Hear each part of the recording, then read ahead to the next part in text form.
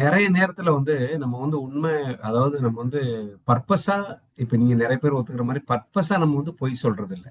கரெக்டா? ஆனா சில தவிர்க்க முடியாத சூழ்நிலைகள் வந்து பொய் சொல்ல வேண்டி வந்துரும். முக்கவாசி நேரம் எந்த மாதிரி சூழ்நிலை வரும்னா, இக்கட்டான நிலைமை வந்து சப்போஸ் இப்போ வந்து ஒரு எக்ஸாம்பிளுக்கு வந்து உங்கள்ட்ட மணி எல்லாம் இருக்கு. உங்க நண்பர் ஒருத்தர் இருக்காரு. அவர் ரொம்ப கஷ்டத்துல இருக்காரு.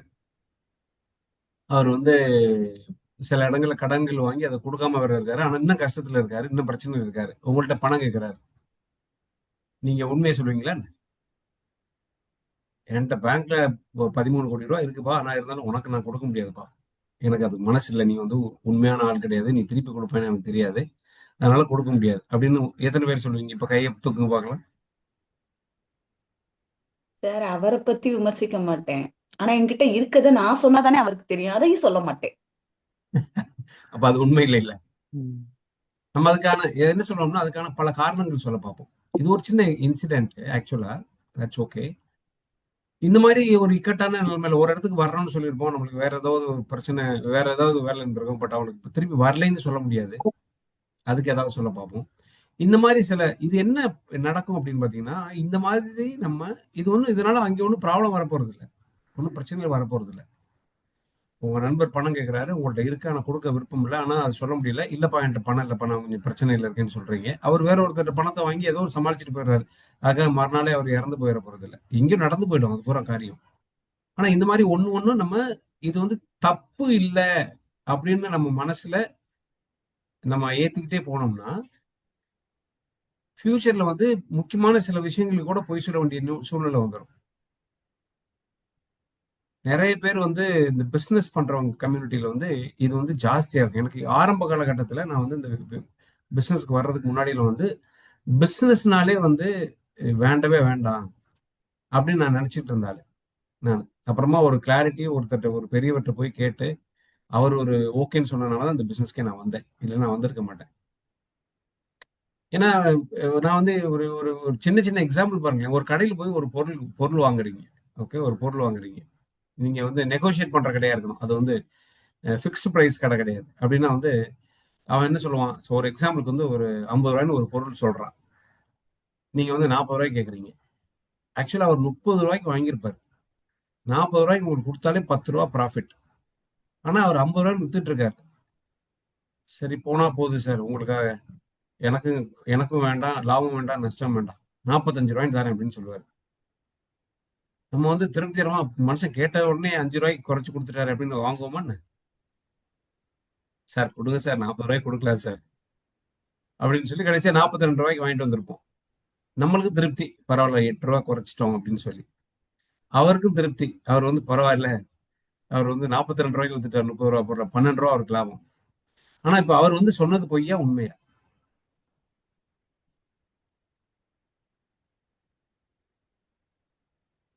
அது அவரோட வியாபார நியாயம். இப்படித்தான் வந்து தொழில் இது தொழில் இப்படித்தான் வந்து நம்ம தர்மம். வந்து நியாயப்படுத்திக்கிறோம். இப்படித்தான் நியாயப்படுத்திக்கிறோம். ஆக்சுவலா அது பொய். அவர் வந்து உண்மையை சொல்லியிருந்திருக்கணும். அவர் வந்து உண்மைன்னா அது வந்து வாங்கின பிரைஸே சொல்ல தேவையில்லை. இதுதான்ப்பா என் பிரைஸ், வேணும்னா வாங்கிக்க இல்லைன்னா விட்டுருன்னு சொல்லணும். இது என்ன ஏன் பிரச்சனை வருது அப்படின்னு பாத்தீங்கன்னா வந்து இது நம்மளுக்கு வந்து இது வந்து ஒரு சிம்பிள் பிரின்சிபல். பட் இது வந்து நம்மளுடைய பின்னாடி வந்து எதுல எல்லாம் வந்துடும்னா வந்து நம்ம கேரக்டர் அஃபெக்ட் பண்ற லெவலுக்கு கூட இந்த இந்த இது வளர்ந்து போயிடும். சின்ன சின்னதா சொல்லி சொல்லி சொல்லி சொல்லி பழகிட்டோம்னா நம்ம எல்லாத்துக்குமே வந்து ஜஸ்டிஃபை பண்றதுக்கு ஒரு காரணத்தை எடுத்துறோம். அதனால வந்து அதை ஜஸ்டிஃபை பண்ணிடுவோம். அதுதான் இங்க ப்ராப்ளம். அதுதான் சொல்றாரு அந்த ஆத்தர். ஒருத்தர் வந்து ஒரு வேலை, ஒரு ஆபீஸ்ல ஒரு மிடில் லெவல் மேனேஜரா வேலை செஞ்சுட்டு இருக்கிறாரு. அவருக்கு வந்து ஒரு கையில ஒரு ப்ராஜெக்ட் குடுக்குறாங்க. ஒரு ஒர்க் குடுக்குறாங்க. அந்த ஒர்க்க வந்து அவரு முடிச்சு குடுக்கணும். அவரு பார்த்துட்டு வந்து ஒரு டேட் சொல்லிடுறாரு. ஒரு டைம் சொல்றாரு. இந்த டைம் ஃப்ரேம்ல வரும் எனக்கு வேணும் அப்படின்னு கேட்கிறாரு மேனேஜரு. இவர் வந்து ஓகே அத செஞ்சு முடிச்சிடலாம். நான் தந்துடுறேன். நான் முடிச்சிடுறேன் அப்படின்னு சொல்லிட்டு சொல்லிடுறாரு. சொல்லிட்டு அவரு சின்சியரா வேலை செய்றாரு. ஆனா அவர் வந்து மிஸ்கால்குலேட் பண்ணிட்டாரு. அவர் வந்து அந்த வொர்க்க வந்து இப்படி முடிச்சிடலாம் அப்படின்னு பிளான் பண்ணிட்டாரு. பட் அதுபடி முடிக்க முடியல. டைம் லைன் வந்துருச்சு. அவரால முடிக்க முடியல. அவரும் அவருடைய டீம்ல உள்ள ஒரு ஃபியூ பீப்பிள் சேர்ந்து ட்ரை பண்றாங்க. முடிக்க முடியல. இப்ப வந்து அவர் மேனேஜர் வந்து ரொம்ப கராரான ஆளு. அப்ப வந்து இவர் கொஞ்சம் பயப்படுறாரு. ஐயோ! இது முடிக்க முடியாம போதே என்ன சொல்லலாம் அப்படின்னு சொல்லிட்டு. கூட இருக்க இவருக்கு வந்து ரெண்டு ஆப்ஷன். உண்மையை சொல்லிடலாமா, இன்னொரு ஒரு நாள் தேவைப்படும் சார் எனக்கு முடிக்கிறதுக்கு அப்படின்னு சொல்லி. அந்த ஆள் கத்து கத்துன்னு கத்துவானே, ஐயோ ரொம்ப பிரச்சனை ஆயிடுமே அப்படின்னு சொல்லிட்டு பயம் வருது இவருக்கு. உடனே கீழே ஒர்க் பண்றவங்க சொல்றாங்க, சார் ஒரு மெயில போட்டு விட்டுருங்க சார், அந்த ஐடி டிபார்ட்மெண்ட் வந்து பிரச்சனைன்னு சொல்லிடுங்க சார். இவர் எல்லாம் ஐடி டிபார்ட்மெண்ட்டுக்கு போய் அது என்ன பிரச்சனைகளை அனலைஸ் பண்ண போறாரா, சரி அக்செப்ட் பண்ணிக்கிறாரு. இது மாதிரி 2 3 காரியம் ஆல்ரெடி நடந்திருக்கு சார், அதை போட்டு விட்டுருங்க சார் அப்படின்னு சொல்றாரு. இவர் பார்த்துட்டு அந்த மேனேஜருடைய கரார்னஸ் எல்லாம் பார்த்துட்டு வந்து இவர் என்ன பண்றாரு, சரின்னு சொல்லிட்டு போய் சிஸ்டத்தை ஓப்பன் பண்ணிட்டு மெயிலை ஓப்பன் பண்ணிட்டு மெயில் அடிக்கிறதுக்கு உட்கார்றாரு. ஆனா அவருடைய கான்சியஸ் ஒத்துக்கிற மாட்டேங்குது. ஏன்னா அவர் கொஞ்சம் நல்ல மனுஷன். ஒரு 10 நிமிஷம் ஆகுது, யோசிக்கிறாரு என்ன செய்யலாம் அப்படின்னு சொல்லி. கடைசியா என்ன பண்ணிடுறாரு வந்து, ஸ்ட்ரெயிட்டாவே வந்து ஒரு மெசேஜை போட்டுறாரு. என்ன போட்டுறாருன்னா, அவர் என்ன சொல்லிடுறாரு வந்து, I misjudge the time, the delay is my responsibility, I am sorry, I will handle and I will finish it by tomorrow evening அப்படின்னு சொல்லிட்டு ஒரு மெயில போட்டுறாரு. மேனேஜர்ல இருந்து இவருக்கு வந்து ஒரு அப்ரிசியேஷனும் வரல. அப்ரிசியேஷன் எப்படி வரும், வராது. திட்டு எதுவுமே வரல. அந்த சமயம் அப்ரிசியேஷன் வரல, ஒன்றும் வரல. ஒரு ரெண்டு பார்க்குறப்ப ஒரு மாதிரி பார்த்துட்டு போனாரு. அதோட சரி, அது 2 நாள் கழிச்சது முடிஞ்சு, ஒரு ப்ராஜெக்ட் கொடுத்தாரு, முடிஞ்சு போச்சு, எல்லாம் ஓவர் ஆயிடுச்சு. ஒரு 2 months 3 months கழிச்சு இன்னொரு ப்ராஜெக்ட் இவங்க ஒர்க் பண்ணிருக்காங்க. அதே டீம் ஒர்க் பண்ணிட்டு இருக்காங்க.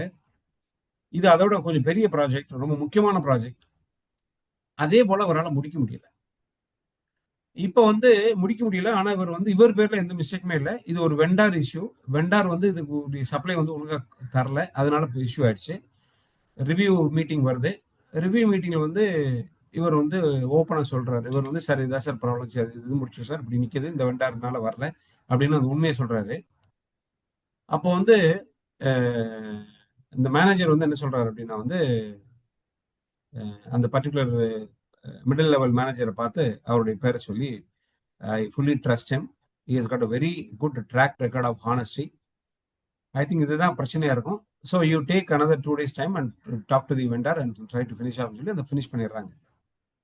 ஒரு 2 3 months கழிச்ச பிற்பாடு அங்க வந்து ஒரு ப்ரொமோஷன் நடக்குது. அதுல இந்த particular manager, middle level manager தான் ப்ரொமோஷன் நடக்குது.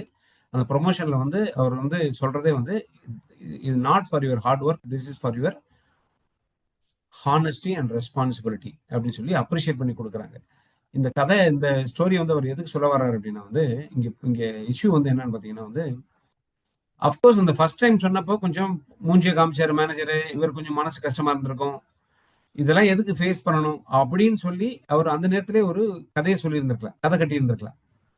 ஆனா அவர் வந்து அதெல்லாம் பரவாயில்ல, இதுதான் உண்மைன்னு சொன்ன உடனே, உண்மையினுடைய விளைவு என்னன்னு வந்து நன்மையா தான் இருக்கும் எப்பவுமே. உண்மை உங்களுக்கு வந்து எப்பவுமே வந்து பிரச்சனையை கொண்டு போய் விடவே விடாது. உண்மையினுடைய விளைவு எப்பவுமே நன்மையா தான் இருக்கும். இதுதான் இங்க உள்ள பாயிண்ட். ஸோ இங்க அவருக்கு வந்து ப்ரொமோஷன் கிடைச்சு போச்சு, அப்ரிசியேஷன் ஆகி போச்சு. ஸோ இப்போ இங்க நம்ம நம்ம லேர்ன் பண்ணிக்கிற வேண்டியது என்னடான்னா வந்து, உண்மை வந்து சில சமயங்களில் கஷ்டமா இருக்கும். ஆனா ஃபேஸ் பண்ண பழகிட்டு, அந்த கரேஜை கொண்டு வந்து, அந்த துணிவை கொண்டு வந்து நம்ம பேச பழகிட்டோம்னா, எந்த இடத்துலையும் நம்ம வந்து உண்மை பேச பழகிடலாம். உண்மை பேச பழகிட்டா நமக்கு வந்து லோடு இல்லை. நம்மளுக்கு வந்து ஒரு பொய்யை சொன்னோம்னா வந்து அதை ஜஸ்டிஃபை பண்றதுக்கு நிறைய செட்டப் பண்ண வேண்டி வரும். அதுல எங்கேயாவது ஒன்னத்துல அப்படி இப்படின்னு மிஸ்டேக் பண்ணிடும், பளிச்சுன்னு தெரிஞ்சு போயிடும். அங்க தெரிஞ்சு போறப்ப நம்ம என்ன லூஸ் பண்றோம் அப்படின்னா, we lose our honesty, we lose our character. நம்மளை பத்தி அவர் வச்சிருந்த, அடுத்தவங்க வச்சிருந்த நம்பிக்கை கெட்டு போயிடும். அதை நீங்க திருப்பி சம்பாதிக்கிறது அவ்வளவு இலகுவா சம்பாதிக்க முடியாது. ஸோ இதுதான் இங்க மேட்டர். அதனால நம்ம வந்து இப்ப என்ன பண்ணலாம், இது வந்து நம்ம ஃபுல்லி நம்ம நேத்து பேசுற மாதிரி இது வந்து நம்ம கண்ட்ரோல்ல இருக்கு, முழுமையா நம்ம கண்ட்ரோல்ல இருக்கு. அந்த மாதிரி சுச்சுவேஷன் வந்து அதை அவாய்ட் பண்ணிடணும். அந்த மாதிரி சுச்சுவேஷன்ஸ் அவாய்ட் பண்ணிடணும். நான் சொன்ன கதை மாதிரி, கதை மாதிரி இல்லையா, ஃபேஸ் பண்ணி சொல்லிடணும்.